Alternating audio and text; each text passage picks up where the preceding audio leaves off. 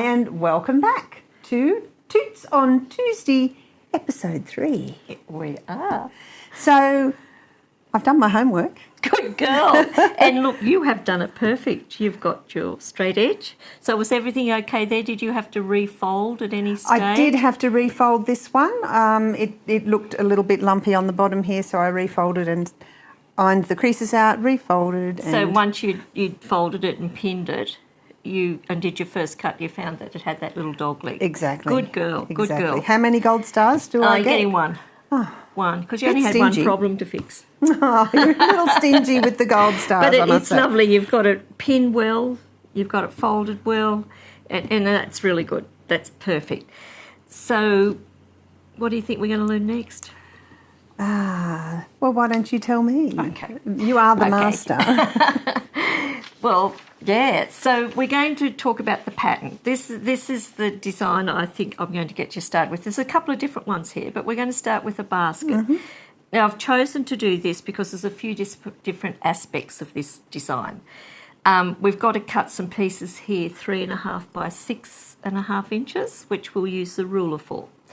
But the other parts, we're going to use templates. But before we start cutting, I always think, as a beginner, it's hard to know where your colours are going to lay. So I would like to help you choose where I think these colours could go. Now, in the design, and this is what happens a lot, this is what I was referring to before when I said, about books and everything like that. There's lots of ways we can choose our designs. We can draft our own design up, which we may get to in a class, because it's always good to know how to draft a design for patchwork. But there's so many tools out there available. When I started, there was nothing. I had to draft them all. I had to make my own templates, which present its own challenges. But here we've got this printout, and we can see we've got light areas. We can see we've got dark areas and medium areas. That does not mean that that's where your fabrics have to be positioned. So you're not tied down to this hard and fast rule. No. You can adjust it to suit what you like, how it looks for me, if I'm happy with it. Exactly. And that's what we need to make decisions of, because, probably using a beautiful print like this lovely floral that you've chosen, it's probably going to be lovely to use at the base of the basket, so it really, really features nicely in the block. So my suggestion is, when we start to choose the fabrics where we want to place them, cut a little bit of fabric off each of your selvages. So, because we're not going to use the selvage, just slice off a little bit of all your fabrics, then come through and decide where you're going to put it. Mm-hmm. So we know that fabric's going to go there. Okay.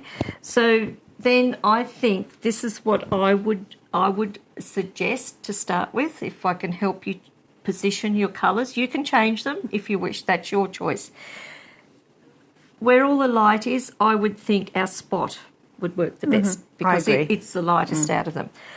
Now, I know you're not the biggest fan of mauve, but I think it needs to become a feature.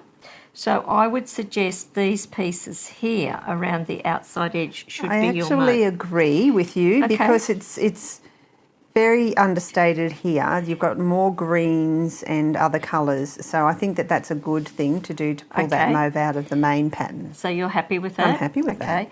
And then we've got one shade left, which is this lovely green. Mm-hmm. So now, can you understand now where you would cut all of those, what fabrics you would use? Yes, absolutely. So you could see now instantly that this colour's going to go here, so you're going to have to cut 4 of those triangles. And this one, I only need 1. Exactly. This one, I need 3. But they're different sizes. Yes, I need the large one and the 2 smaller ones. And this one is going to actually have rectangles, squares and triangles. Exactly. So we're going to use more of this fabric than anything for this pattern. In this pattern, yes. But eventually, as we get working through the whole project that we're going to work through, the main fabric is probably what we're going to feature the most. So it will probably be the fabric that we're going to use the most of.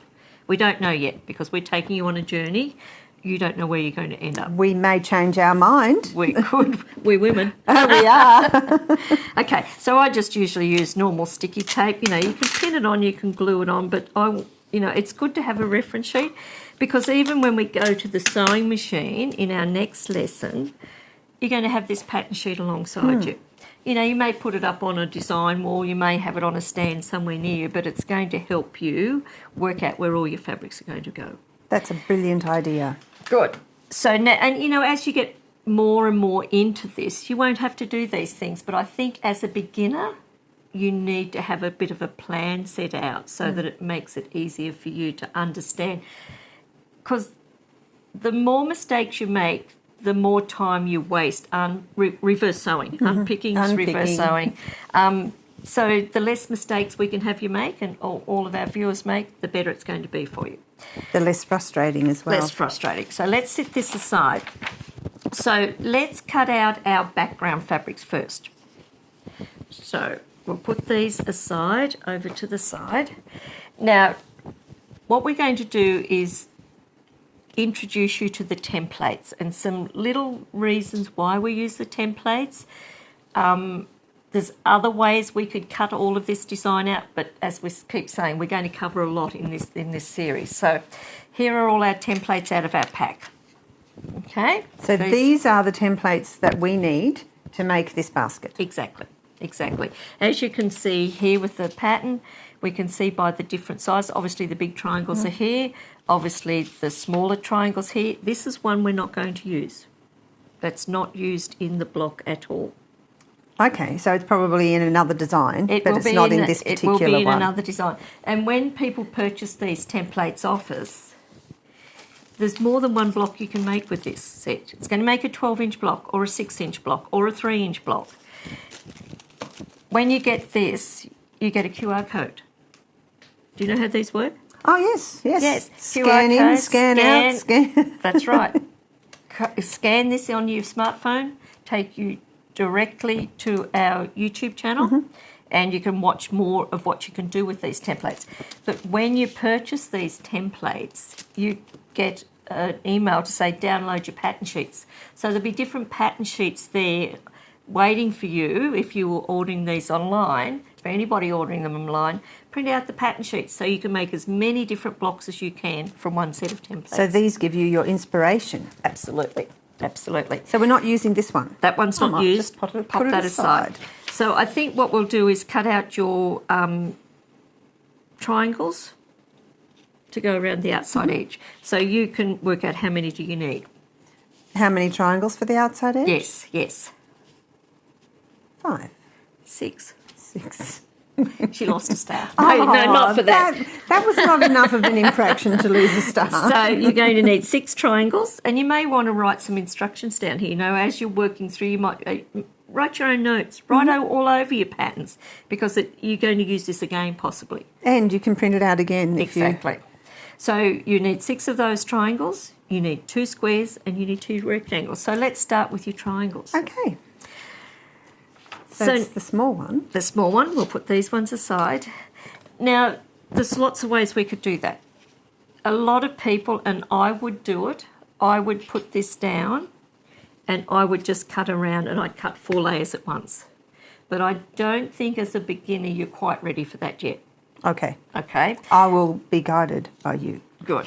So what I think the best thing is to do is with your ruler, pop that down, pop your template on top of that, and tell me the width of this bottom edge of the template. 3.5 inches. Okay.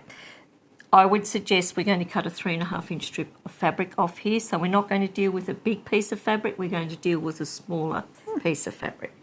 So if you want to cut that 3.5 inches. We already know that we have a straight edge that's here. right. So this is from the previous lesson.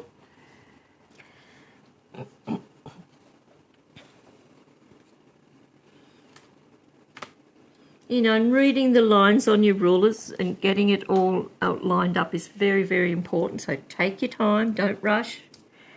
So I'm lining up against this edge as we learned in our last lesson. That's exactly right. Because we know that that's a true edge. You've got your ruler over the top of the pins. And there's 3.5 inches here. That's exactly right.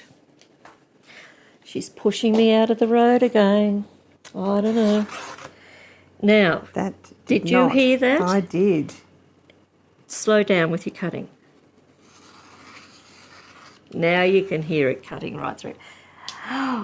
Oh, you nearly lost it. So close. You nearly lost it. So close. I can't embed that enough. Oops. No, we still didn't get it. Right, so pop your ruler back on. This is the benefit of the pins, because you didn't disturb, well, you pulled that fabric quite hard, but you didn't disturb the alignment. So it's still all nicely lined up. And it's a very important little hint. I think I need to get out of her road, completely out. It's very bossy. Okay. So pop your ruler back here. And you still missed a little bit. You didn't have enough for breakfast today, did you? Didn't have my Weet-Bix. Didn't eat your Kellogg's. Okay, that's not an endorsement. So now you can take those pins out. And let's remove the other fabric off your cutting board. Now, this is where I change cutting boards. You know, I've got this wonderful work table. It adjusts to any height for me. It's got my cutting board set into it. Absolutely brilliant. But if I got you to now cut out triangles, you're going to be twisting and turning and doing all sorts of things. This is where I love the little workboard. This is a little 3-in-1 workboard. So it's an ironing mat, so we can open it out and we can iron on it. The sandpaper part of it we'll get to in another lesson. But we've got our little cutting mat. So it's a very portable little board. And it's absolutely wonderful when we go to the sewing machine and start sewing, because we can have this right alongside us with our block laid out on it, with our iron alongside us, and we can cut, trim, press, lay out all on the one board. It sounds excellent. This seems to be a little bit grippy, so that this is where you could lay out your design. Is that right? We'll get to that later. Exactly. So am I opening out this so I'm cutting one layer? Yes, I'm going to get you to just cut one, because I want it to be easy for you to start with. So we definitely do not want to use the selvage. So we're going to, you could always cut the selvage off first, but I just make sure my template is away from the selvage. So now,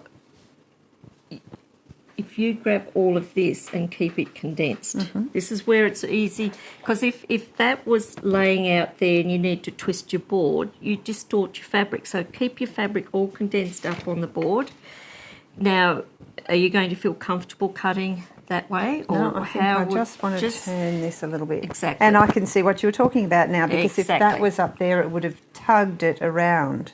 You know, you can get rotating mats and, you know, that swivel, and they're quite good, but I find they're a little bit imbalanced. Where would you make your first cut here? Well, possibly here at the edge, but that's going to be a little bit difficult, and there's a little tip I want to show you there. So I'm probably going to get you to come and cut up this edge first.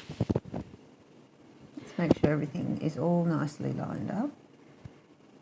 So now, a little thing that I haven't shown you about the templates before we get started is people probably wonder what these dots are on the back of the template. Do you know what they are? Well, that is a little bit like Velcro. I think that's a grip. That is exactly right. When we design our templates here, we make sure we put these non-slip grips engraved into the template, which means they're not going to wear out. They're there forever, because it's part of the design of the template. So when we put this on, it's not going to slip as much. Now, the bigger ones, you'll always see more dots on the bigger ones because there's more possibility of that slipping. On the smaller ones, the smaller dots. But also all the etching that's in here is also non-slip. And the other thing we haven't talked about is the grain lines. The grain line. Let's talk about the grain line. Which is very, very important. So let's move our board back this way. So we have our selvage. But if we didn't have, let's say the selvage is not there. you know, where on that do you know that the straight grain is if the selvage is not there? Well, you can sort of see the stitch, like the thread lines. Exactly. Does that help you? It does. But if you like, the straight grain is always the selvage edge. But if you don't have the selvage there and you need to work out where it is, you can do a little test. See how I've got a bit of stretch? Yes. See, I've got no stretch. If I come across on the diagonal, I have the true bias. That's way stretchier than you would expect it to be. Absolutely. So now, when we put this template down, see this template has grain lines going both ways? So long as one of these edges is on the true straight grain, all is perfect. Beautiful. So always work with the grain lines on your templates or refer to your pattern sheets, because a lot of times they will have the grain lines on. Like this pattern here, the grain lines are on there for you. So you can see where you want the grain to be. So we won't use the selvage. We're going to cut that straight edge first. Hold your template. You don't want to put too much pressure on everything. Perfect. Lovely. And your blade is still open, Joey. Uh-oh. It's only ever open when you're cutting. Uh-oh. Now, these little corners, they're there for a reason. We've cut the ends off the corners because normally when we do a right angle triangle, it comes quite out to a peak. Very hard to align up when you're doing your 1/4 inch seam, which we'll get into further on down the track. But cutting around these edges can be tricky. We can end up with a thread not cut. So when we cut across here, I want you to not cut, but just stand there and rock the blade. Perfect. Now when we cut across here, I want you to rock the blade. So that's now cutting all of your threads. So now you probably want to turn the board so you're cutting again. And once you get used to this and you're learning how to cut through layers, cutting through 4 triangles at once is really, really easy.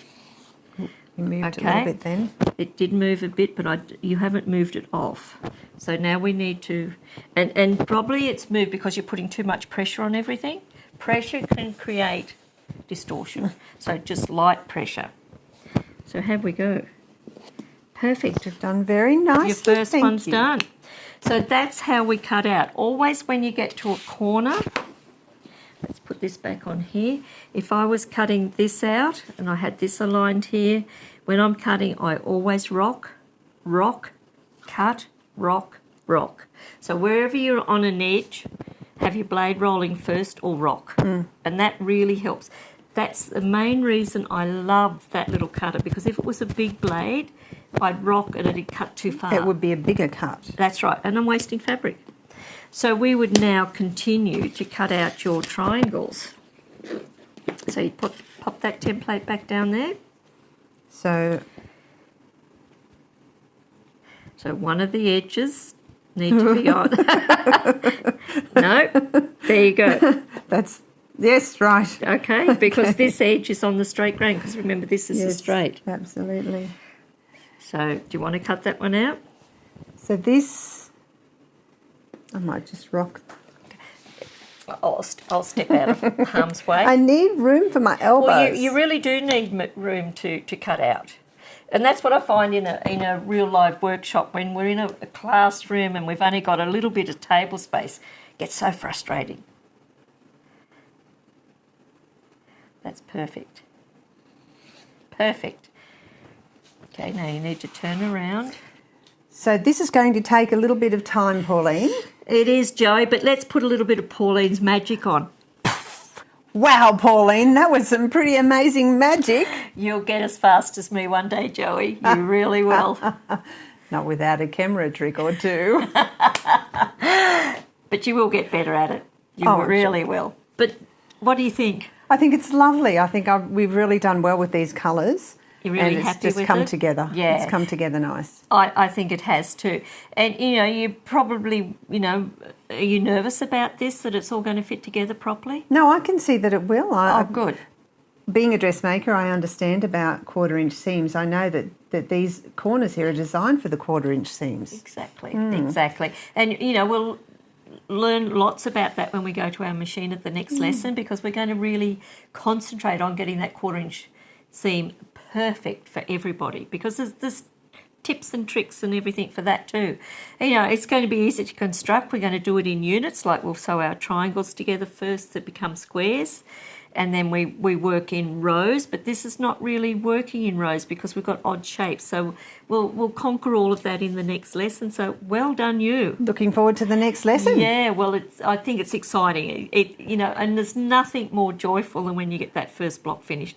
And it's particularly very joyful if it all works right the first time. Precision, like geometry from school. Yeah, and it is. And when we go to the machine, we'll need our pattern. So I think I'll give you a bit of homework. Mm-hmm. I think I'll get you to cut out some more blocks, maybe this block here, so that, we're using the same templates as what we've used for this one, but we are interacting that other one that we put aside that we didn't need for this block. So I think if you can cut out another block using this pattern sheet and work your own colours out, and then let's show everybody the 2 blocks that we've got, and we'll start constructing them. Sounds fantastic. So you right for that? Ready for next time. Okay, all right. Come join us next time. We can't wait to have you join us at the sewing machine. So bye for now. Bye. I like to fold it, fold it. I like to Fold it, fold it. I like to fold it. Ooh, we should have done something. I like to fold it. Did you check your straight edge? Well, Yes, I did, because you did it. Don't tell